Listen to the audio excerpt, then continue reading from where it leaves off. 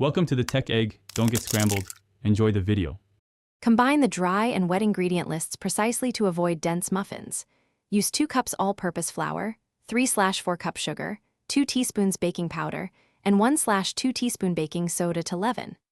Replace eggs with 1 cup yogurt plus 2 tablespoons oil, or use 1 cup applesauce as a vegan binder for moisture and structure. Add 1/2 teaspoons salt, 1 teaspoon vanilla, and 1 cup milk or plant milk to hydrate the batter. Then set aside your add-ins like 1 cup. Measure and mix carefully. Do not overmix. Stir wet into dry until just combined with a few small lumps remaining to keep muffins tender. Use a rubber spatula and fold in add-ins like 1 cup berries or 1/2 cup chopped nuts gently to avoid deflating the batter.